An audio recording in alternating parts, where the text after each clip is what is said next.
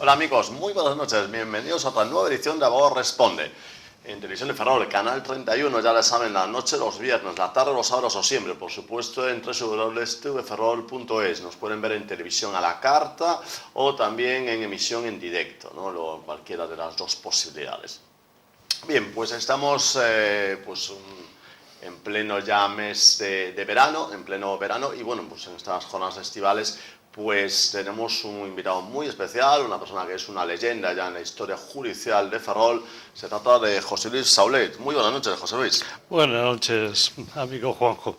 Muy bien, José Luis, que bueno, la verdad es que lo ha sido todo lo que es posible ser en Ferrol, digo, vamos, margen de fuera de Galicia, pues en Ferrol, juez a secas, juez decano, y ya no había más posibilidades, claro, de ahí ya no... Que bueno, no sé si, bueno, a veces cuando entramos a la decana, que los abogados nos comenta esa aspiración de la sección de audiencia provincial, algún juzgado más, yo no sé si eso llegó alguna vez a plantearse en serio. Yo realmente creo que no lo planteo en serio, sin duda alguna, el Colegio de Abogados de Ferrol, pero la verdad es que la realización es bastante problemática. Aunque Ferrol y la comarca tienen suficientes habitantes como para disponer de una sección, realmente hay muchos intereses pues que las secciones sigan completamente en La Coruña, que es una ciudad que realmente tiene más peso político que Ferrol, más peso político, más peso poblacional, y allí están los órganos centrales del Poder Judicial en Galicia, como es el Tribunal Superior de Justicia. Entonces yo lo veo un poco difícil. Hay una sección desplazada de la Audiencia Provincial de La Coruña en Santiago desde hace años, pero eso se debe precisamente al peso político de Santiago como capital de la región, ¿no?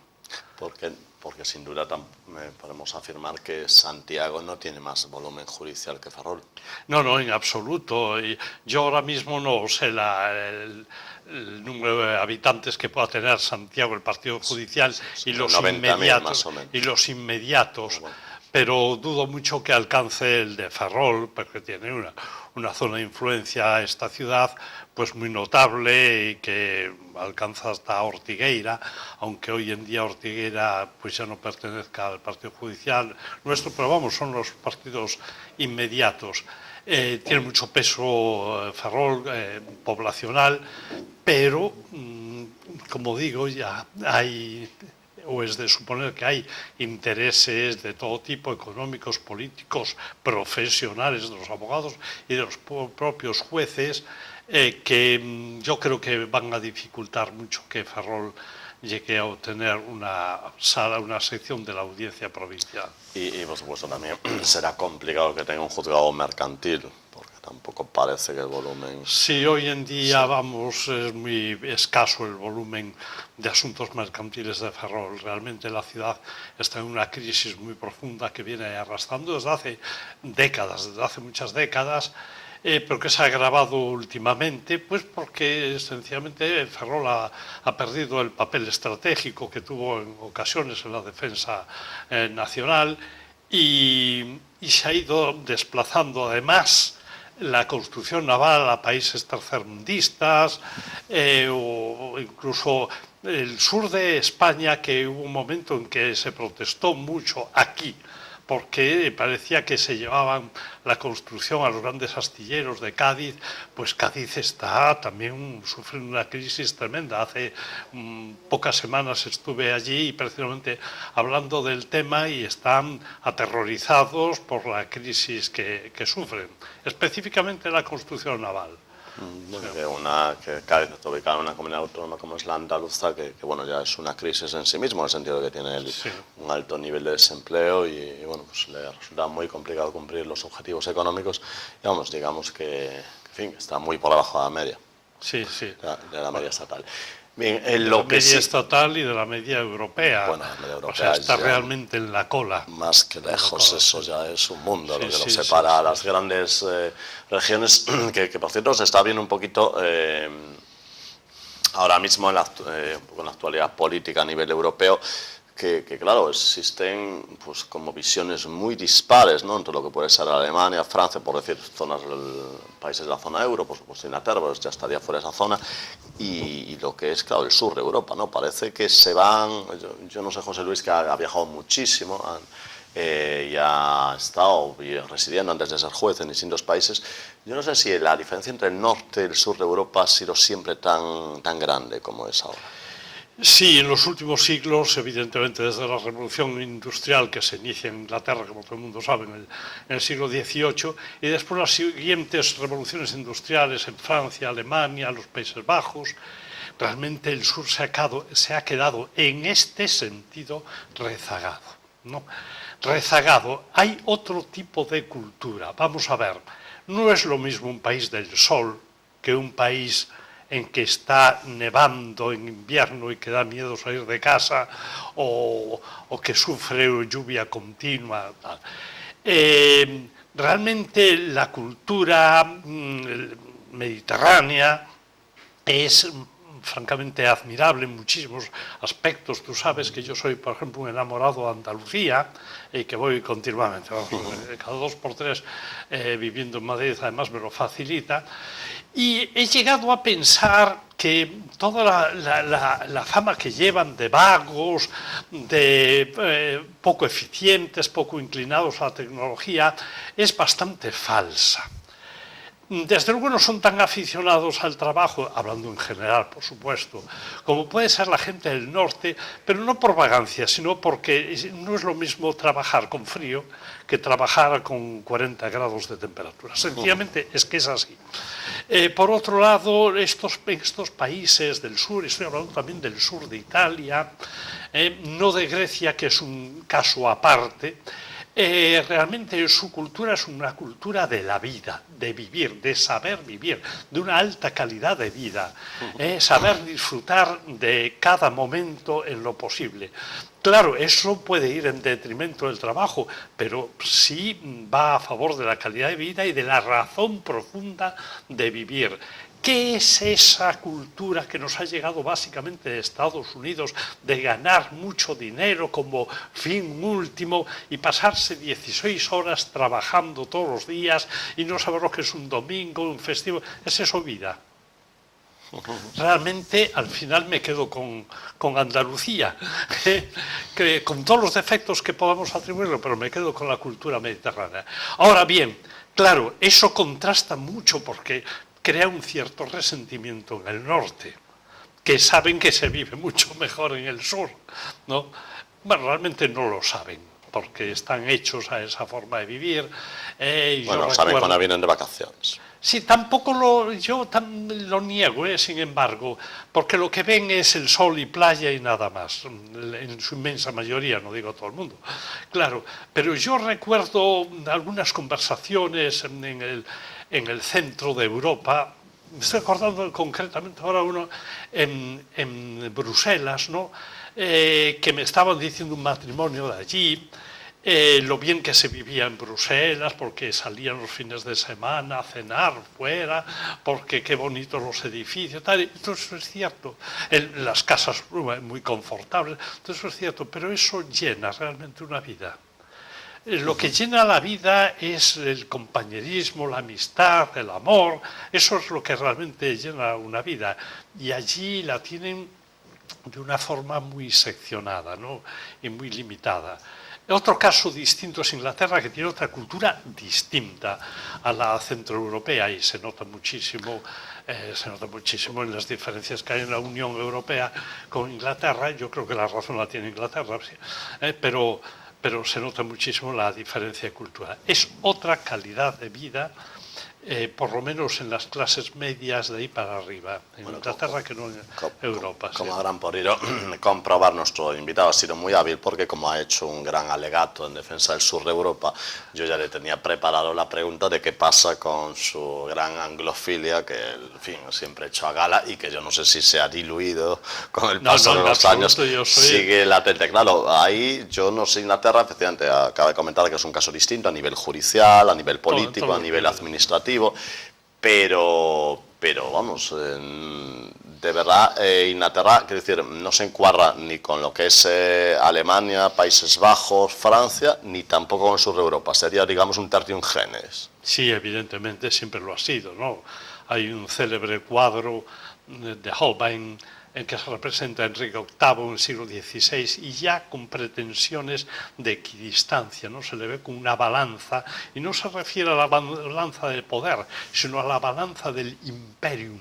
O sea, él decía que había el imperium romano y sus herederos, Francia entonces, Francia-España básicamente, y el imperium britannicum, que significando que eran otra cosa distinta. Evidentemente Inglaterra es un país europeo, o sea, Europa ha dado realmente considero que es la luz del mundo, o ha sido la luz del mundo hasta ahora, en sus distintas variedades, en el mundo escandinavo en lo social, en el mundo germánico en lo industrial, en el mundo inglés en la inventiva, en el mundo español, pues realmente también otro tipo de inventiva, en su capacidad poética, también en el arte Italia, cada uno con su... pero somos Europa que debía ser un continente todavía predominante, si no fuese por varias circunstancias, el tamaño y la riqueza, el poderío económico e industrial de Estados Unidos, el derrumbe de Europa tras la Segunda Guerra Mundial, que no pudo sostener esa preeminencia previa, y otras circunstancias, entre ellas la, para mí, nefasta Unión Europea. Yo soy europeísta ante todo, europeísta, pero la Unión Europea me parece nefasta. Es un nido de burócratas, pero de una burocracia infame, por densa, por pesada, por estúpida, incapaz de hacer una política coherente. Véase desde el inicio, la guerra de los Balcanes, cómo es posible que casi en el corazón de Europa no fuese capaz de parar una guerra que costó miles y miles de muertos. Y que vino Estados Unidos a solucionar. ¿Cómo es posible que no haya solucionado el gravísimo problema de la inmigración, que no es un problema humanitario solo, sino de desestabilización del norte de África y de desestabilización subsiguiente y esperable de Europa? ¿Cómo es posible que no sean capaces de ponerse de acuerdo en pararle los pies a Grecia? De eso íbamos a hablar. Porque el tema de Grecia no es un tema discutible. El tema de Grecia es del mal pagador desde hace 2 siglos, que ha sido mal pagador, que no ha querido cumplir las reglas, un país de una inmensa corrupción mucho más próxima a Oriente que a lo que es Europa, y que se ha prevalido de que allí, en aquel lugar, en tiempos hace 2500 años, nace la cultura occidental, pero nada más. O sea, cualquiera que vaya, y perdón por esta digresión, cualquiera que vaya a Estambul, que se supone que es un país musulmán y oriental, y Atenas seguidamente, se da cuenta que es mucho más occidental Estambul que Atenas. Que por cierto, firmaría, y vamos a entrar en el tema de Europa, ya un poco nos ha invitado, ya ha entrado en él, pero digo yo, firmaría José Luis Aulete esa frase que no recuerdo, un escritor ha dicho hace poco, en un artículo de opinión de un gran periódico nacional, que decía que desde Sócrates Grecia no ha dado un palo al agua. Sí, realmente no lo ha dado bien. Grecia sufrió mucho, vamos a ver, primero la invasión romana, pero tampoco es de destacar que la invasión romana hubiese causado un perjuicio grave a Grecia. Tengas en cuenta que uno de los llamados 5 grandes emperadores, ¿no? Adriano, era un absoluto enamorado de Grecia, y allí fundó ciudades, embelleció a Atenas tremendamente. El problema vino después, aparte de la pérdida parcial de personalidad que supuso la dominación romana. Pues claro, cuando te invade un país, pues al final algo de tu personalidad la pierdes, ¿no? Pero aparte de eso es que después vinieron los bizantinos, y ese imperio ya se convirtió en un imperio oriental. Y después vinieron los turcos, y los turcos estuvieron dominando durante siglos, hasta anteayer, realmente. Y eso se nota. Y eso se nota, claro, o sea, se ha adherido a la conciencia griega una serie de elementos de Próximo Oriente que realmente contrastan mucho, elementos intelectuales, la cultura, la forma de vivir, de contemplar el mundo, que realmente contrastan mucho con Europa. Con el sistema occidental. Hemos sacado el tema de Europa, una Europa en la que siempre ha tenido problemas para una integración, ese sueño que había del Estados Unidos de Europa. Nunca ha estado, en fin, no ha sido demasiado factible, a pesar de que en el Tratado de Maastricht, bueno, se ha intentado aproximar mucho, tal, luego han seguido en Niza, en Lisboa, que nació un poquito a las cenizas del fracaso estrepitoso de la Constitución Europea, pero después de Lisboa, ahora lo que ha ocurrido, pues una crisis económica brutal. Digamos que después de los fracasos, es decir, nunca se ha conseguido que hubiese una policía europea, la Europol nunca ha funcionado como policía europea ni nada por el estilo, más que una agencia de información. Nunca ha funcionado una justicia europea, el Tribunal de Justicia es lo que es, y de hecho nuestro invitado pues, conoce bien el Tribunal de Justicia de la Unión Europea porque ha estado allí pues, como juez visitante, que lo recorrió durante una temporada de su carrera profesional. Digamos que ahora hay como dos problemas importantes encima de la mesa en Europa. Uno ya ha estallado y estamos con él, y otro está próximo a estallar. El que ha estallado es Grecia, un pequeño país que, a pesar de lo pequeño que es y a pesar de que en principio pues, ha ganado Europa la batalla, pero ha tenido durante días y días chantajeado a toda una Unión Europea. Si Grecia, siendo un minúsculo país, teniendo tan poquita capacidad en principio de hacerle daño a una mole como Europa, ha tenido tal capacidad de chantaje, aunque luego haya salido ganando la Unión Europea, pero bueno, que le ha hecho mucho daño. ¿Qué pasará con el segundo gran chantaje que se le espera a la Unión Europea, que es el de Inglaterra? Porque Inglaterra ha preparado todo un referéndum para ver si quieren seguir en Europa. Es decir, si ya con Grecia ha pasado lo que ha pasado, la capacidad de chantaje de Inglaterra es muy superior, porque es un contribuyente nato. ¿Qué cree José Luis Saulet, gran enamorado de la cultura británica, como hemos salido en este programa y en otros que ha aparecido? ¿Qué cree que ocurrirá en este caso? Bueno, yo creo que el caso de inglés es mucho menos grave por una razón muy sencilla. No están en el euro. Y todo el chantaje que realmente lo hubo de Grecia estribaba en pretensiones económicas basadas en la pertenencia al euro, en arrastrar en su caída, al menos parcialmente, al euro, tal. El caso de inglés es muy distinto, siempre han estado con un pie dentro y otro fuera. Tal. La verdad es que tampoco, aunque he leído mucho sobre el tema en los periódicos ingleses, tampoco me he centrado en el tema de la posible salida de Inglaterra, no del euro, sino de la estructura de la Unión Europea. Yo incluso, como soy, he dicho, europeísta, pero absolutamente opuesto a la Unión Europea, a mí me gustaría que la Unión Europea, como estructura burocrática, se viniese abajo, pero así como suena. Sí. Se viniese abajo. Es que en realidad... Que se puede decir, es que la estructura esa es la que soporta el euro. Luego que se venga abajo la estructura política supone que va a haber una crisis económica tremenda. Bueno, habría que verlo. De hecho, en toda esta crisis de Grecia se han visto posturas bastante pintorescas. Por ejemplo, el caso de Alemania, que ha apostado un poquito por la racionalidad en el sentido de exigirle, pero tampoco hacer demasiado, porque si no, esto obviamente no sería creíble, las exigencias europeas. Luego ha habido la postura de España, por momentos un poquito ambigua, aunque a veces un poco dura.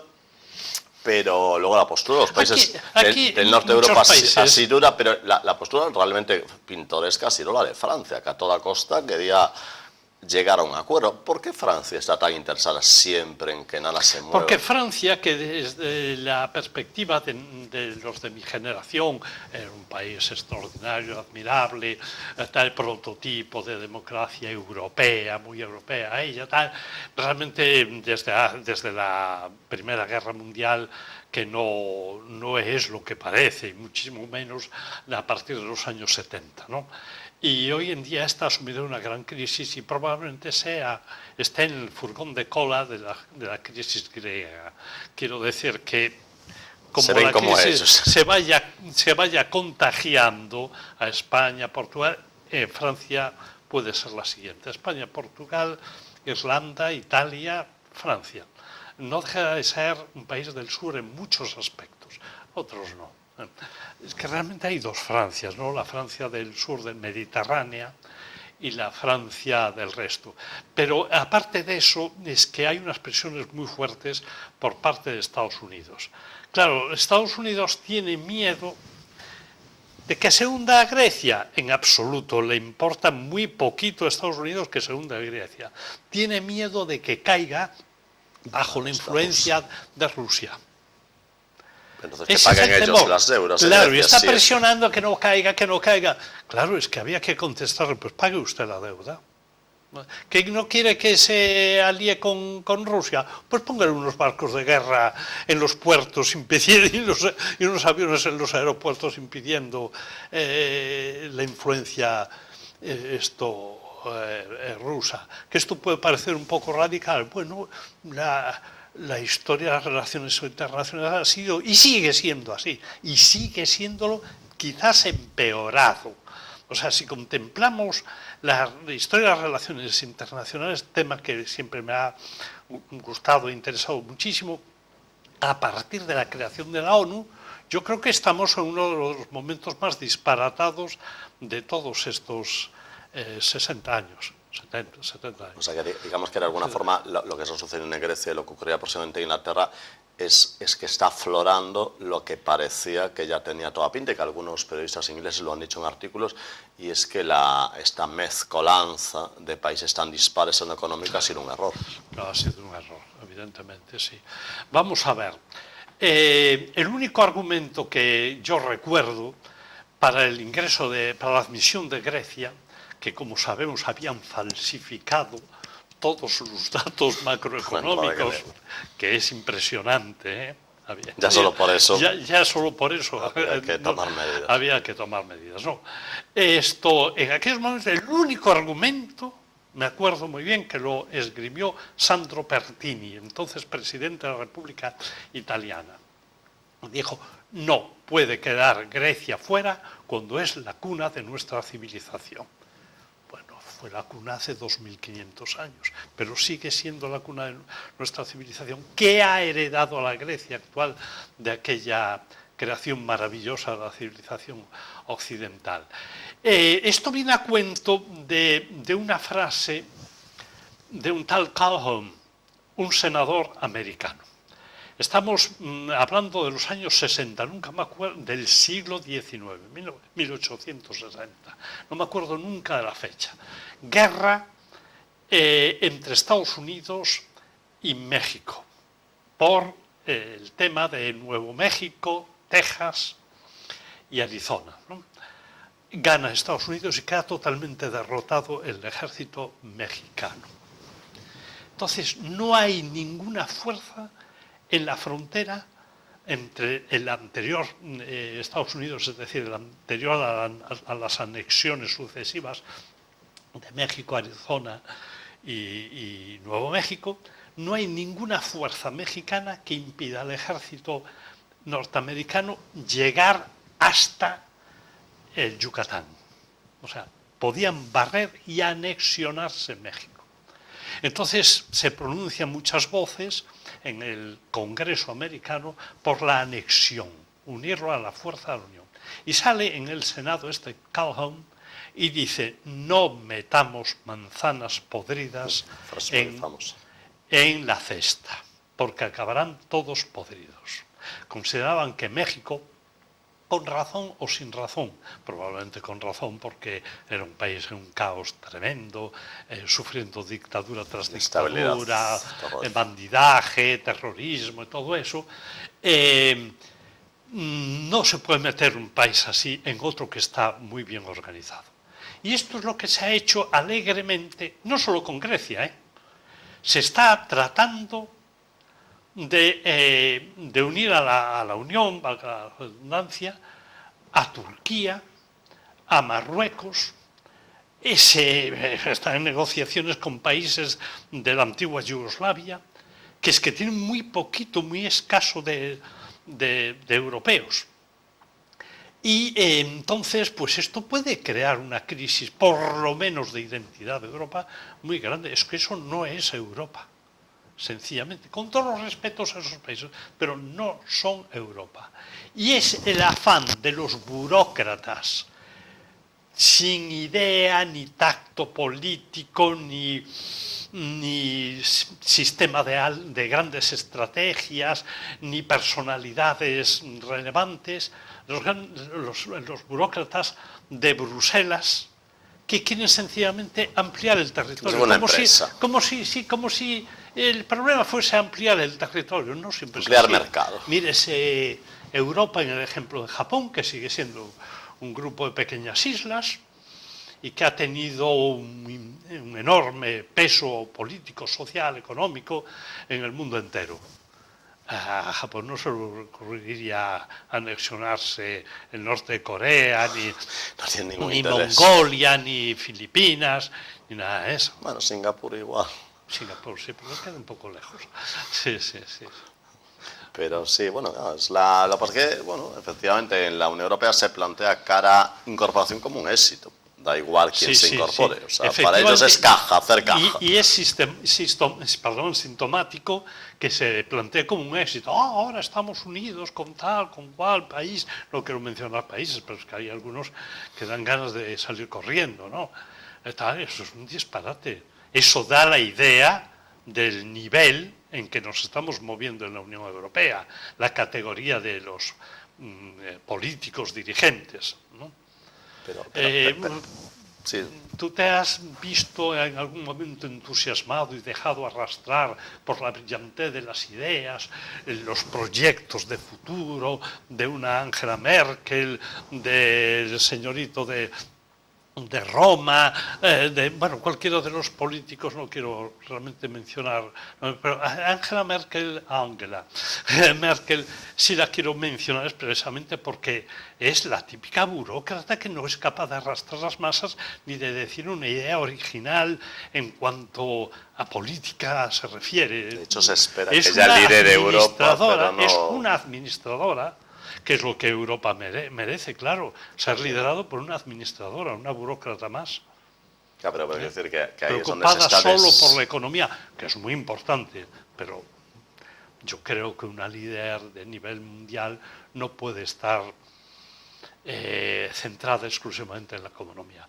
Bueno, hoy en día faltan pues un Adenauer, un Eisenhower, un Churchill, sobre todo un Churchill, nombres de nivel internacional extraordinarios, gentes con ideas, gentes con fuerza vital. No le interesó en toda la Unión Europea en su momento, a pesar de que dio el discurso que parece que fue el germen de todo esto, pero no le interesó lo más mínimo. Hay un germen que es curioso, porque he oído a algunos antiamericanos decir que a Norteamérica no le interesa que Europa se desarrolle. Yo creo que el problema de Europa es de la propia... Quien lanza por primera vez la primera presión política para que Europa se una es justamente un presidente americano, Eisenhower. Eisenhower había vivido la guerra, la Segunda Guerra Mundial, y lanzó la idea y presionó y habló con los gobiernos europeos porque solo uniéndose podían acabar con las rencillas nacionalistas miserables que habían imperado hasta entonces y que habían ocasionado... Incluso ser un muro de contención para el avance. Sí, claro, ya, por supuesto. Bueno, José Saulet, ha sido todo un placer, como siempre. Esperamos pues que pronto, que no haya que esperar pues un año, que creo que hemos esperado entrar antes de la grabación. Y pues nada, pues le deseamos felices vacaciones en este verano. Muchísimas gracias. Muchísimas gracias. Gracias. Bien, amigos, hasta aquí ha llegado la edición de hoy de Abogado Responde. Nos vemos la próxima semana aquí en Televisión de Ferrol.